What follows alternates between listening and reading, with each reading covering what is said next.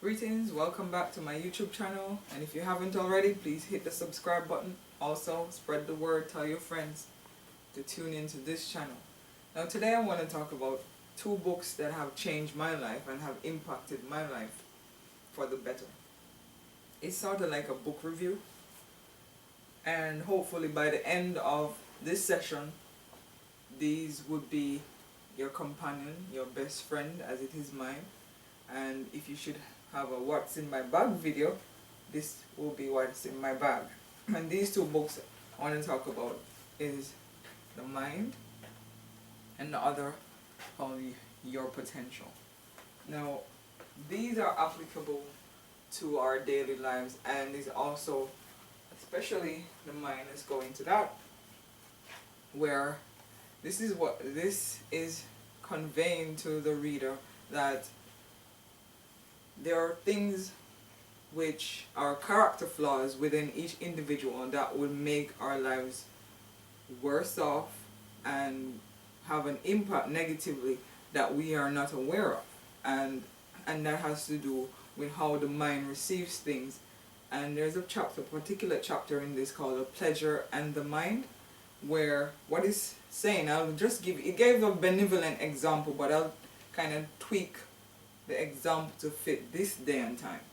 And that example that I would use is that if I put this slant on it, say, we're in the world of fashion, media, all these influences, and now you have, say, our favorite artists, they may like Balenciaga, your favorite blogger, all these people into fashion. So you are following them, and you might want to say, okay, I like that they're wearing, I want to try it.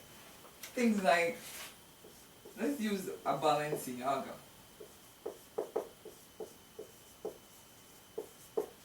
You might see your favorite blogger in a Balenciaga sneakers or a shoe or a bag, and you might say, I want to try it. But most often than not, you cannot afford it. Because if you think about it, the prices that these things cost is way out of your pay bracket. And what most of us will do is we'll try to find money that we don't have. And thus that's why you can see where the title of that chapter is applicable: Pleasure and the Mind.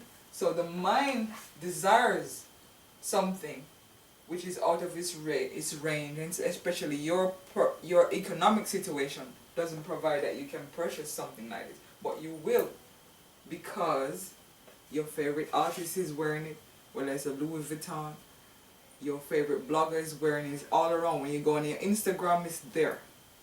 So these things are constantly being bombarded, and you feel compelled that you need to be a part of it. So what you do, you go out and you purchase a $1,200 item. Then if you look at it, you put stress on yourself, because the basic amenities of life is food and shelter, water, not clothing items, not a material gain in terms of something which after you use it, it does not impact your life. It cannot help you in any way if you should be in a natural disaster state. So therefore, what you then do, go out and buy something that you can't afford. Also, you have the next thing is these gadgets, the phones, an iPhone. Everybody wants an iPhone. So therefore, to keep up to date, oh, I need an iPhone. And then what will happen? You take money, you spend money that you cannot afford. And then in the meantime, some people, if you don't own your own home, you'll have rent to pay, you'll have your bills, you have food to buy, but you'll sacrifice to do something which is a want and not a need. And that also puts stress on you, because then you put yourself in debt, because some people actually borrow to buy these items, because you have loans that will buy you luxury items. So this is a classic example of pleasure and the mind, because what you do, you set a groove in the mind. The same way how you have a disc or a CD or a DVD disc where they have grooves or impressions that are formed and stamped in, the same way you stamp these things in the mind to always want what you cannot afford. So you create grooves in the mind. But also what this book also conveys, that groove in the mind are not necessarily negative all the time. So you can formulate good habits or grooves in the mind which will enhance your life for the better. So you say, what would be a benevolent or a good example of groove and the mind is that, say you're a person who, okay, there's a neighbor or there's somebody in distress, you will always try to seek to help around what is around you, help to uplift things which are around you. So say you have schools in your area, you might want to say, okay, I want to do something to help that school. Or I want to do something to paint the nursing home. Or I want to do our old people's home. If you create that groove of sharing and caring in the mind, then that becomes a positive groove, a positive thing that is making an impression in your life, because in helping others you also help yourself. So those are a more benevolent example that will keep you out of trouble. So that is one of the things that is conveyed in the mind. The other stuff, plenty of other stuff, but that's just one of the things that I wanted to share with you. The next, your potential. And your potential to me is very, very, very important in terms of the main thing that I liked about it is goal setting. Is goals, setting goals. And this is key and very important to the success of each and every individual, because then when you look at it, if you look at most people age 65 and over, we're broke. Why are we broke? Why do we have, say if you take 100 people according to your potential, and I see where it does apply because I look around and I see what's in my environment, most people are broke. Now, how do we find ourselves in that place where you're still struggling at a certain age, you're still struggling to pay for mortgage, you're still struggling to, some people don't own a home, to try and own a home, or you're still paying rent, or you still have to work for somebody at a certain age, 55, 65, you're still working and struggling to build. And then you find sometimes you say, okay, these people, a lot of them, they work really hard, but yet they still cannot be financially independent. Why? The difference that sets people who are successful apart from people who are unsuccessful is goals. And goals means that you have to have a direction. You have to have a time, some people say deadline, a time or a date to meet those goals. And more importantly, what are your goals?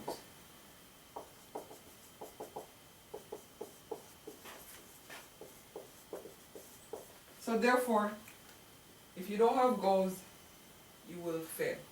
You're actually failing, because goal means you need to have a direction. So if you take, for example, okay, if I need to get to a certain destination, say I was in New York City and I needed to get to Florida, there is a route that I need to take. How do I get there? So you must know, okay, if I set up an itinerary, I know how am I to get to this location from where I'm at. So I need to know, how do I get from point A to point B? And that is a route, a direction. So you must have a direction, and you must know how to get there, because more often than not, if you should talk to a college student or a university student, then you ask them, okay, why do you keep changing your major? Okay, I was majoring into this, now I'm in psychology, and I was in biology now. So they keep on shifting. Why? Because there were no goals set in the first place. So it has to start from the parents, then they'll guide you through, okay, don't waste time doing this. If I want to get to, I want to be a lawyer, I want to be a physicist, how do I get to that? Does it mean that I have to waste my time doing art, or I have to waste my time doing certain things that is not necessary for me to get to that goal? Then I need to look at it, review it, and eliminate.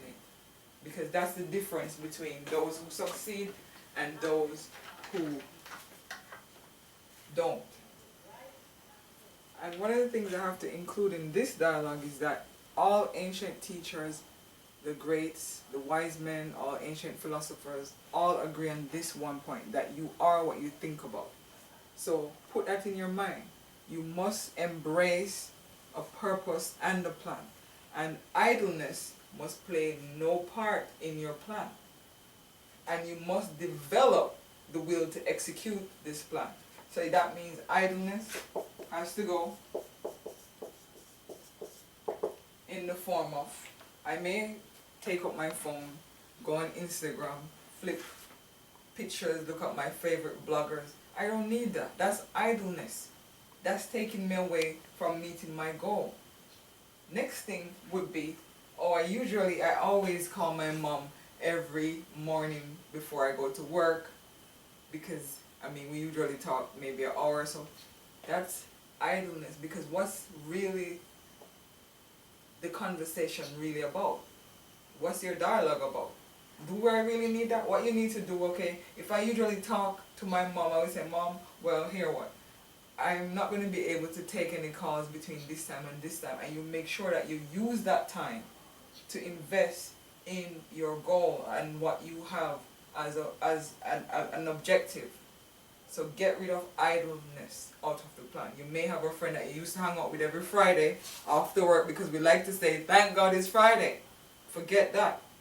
Friday goes into your goals. So you get rid of all idleness. You have to know, look at your life and say, okay, these are the things that I don't need. These are the things that are stopping me from meeting my goal, because I must have a focus. And that is why even the mind scroll, the mind book, is so important, because then it tells you must have a focus, an objective on which you center your attention on. And your attention must be your goal. And then you have people who say, you know what if I'm 50, or I'm 55, or I'm 30, I'm 35, I'm 40, I'm working for somebody, I've been working for so many years, I've been working for 10 years, I've been working for 15 years, and I know that this is going nowhere. And I know I need my financial freedom and my financial independence, but what you have to do, you have to develop that courage to go in pursuit of your plan. But you must know, what route are you taking? Where am I going? How do I get to my destination? And that would mean, if you look at your life, you might say, okay, I need 6 months, which includes my startup time and the time that I'll take to earn my first dollar on my own, for myself. So you need to say, okay, I may need to leave my job, because guess what? That time that I put in my job, I would need that time to invest in myself. So therefore, I have to look at my life and see, what do I need? What are the things that I need to, that I have, my necessities that I know I have to take care of every month.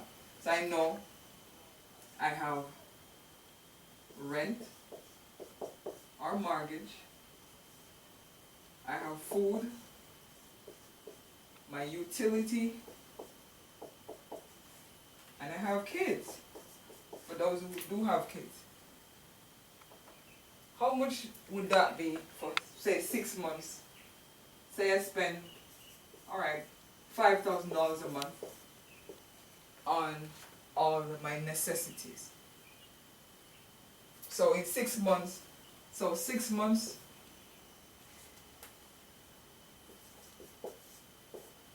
$5,000 per month would take me to $30,000. Those are my expenses, my necessities. And I'm saying necessities because there are things that we do that we don't need. There are things that we need to look on and examine. Okay, alright, I have takeout every day, some people. Or I may want to pick up some McDonald's, or I may want to pick up some, I may go to a restaurant. I may take the family out on a Friday and we eat restaurant food. You don't need that. That's not a necessity. You already bought food. You have a cooker or a stove. Utilize it. Don't be lazy. That's where you now have to examine the mind. Because the mind will say, oh yeah, but I'm so used to it. Or the kids are so used to it. You have to improvise. That's why you have to look on yourself. For this to be successful, you have to do what an old Jamaican proverb goes, burn your belly. Meaning, let me say that in proper English, meaning you have to suppress your appetite for things that you do not need, things that are not necessary. So I don't need to go out to a restaurant in order for me to eat cooked food. I will cook it myself. So you now have to look at it. Okay, I'm gonna start cooking my food. Oh, I used to go to the live game shows, buy tickets, and I watch the basketball game or the football game with my buddies or friends. I don't need that. I can watch it on TV. I might want to go to the boxing match. I don't need that. So I get rid of all the things that I don't need. Okay, do I need a pair of shoes every month? No, I don't. I have enough that it's not necessary. So you have to now focus on your goals. And that means you have to examine your life and get rid of all the things that you don't need. You know when people say, okay, I'm going to clean out my closet? This is where you clean out your closet. You don't need certain things. In order for you to get to your goal, you have to sacrifice. You have to take the time out. You have to sleep less. That's where the mind book, it was so helpful to me, because it says austerity, cutting yourself off from things that you know that you can, for example, okay, if I usually sleep, okay, say 8 hours a day, I can sleep 6 hours, it's not a problem. Why? Because then by me putting in the time, and it's only for 6 months, I know that at the end of 6 months, I'm set with my goal. I don't need to worry about, okay, I usually lay in, on a Sunday I don't need to get up early because I don't have to go to work. You have to get up early and put in the time. Next thing, alcohol. People like drink. We like having a drink now and then, and we like go out, we buy a bottle of wine. We don't need that. Instead of drinking strong drink water. It's cheaper and it's more healthier for you.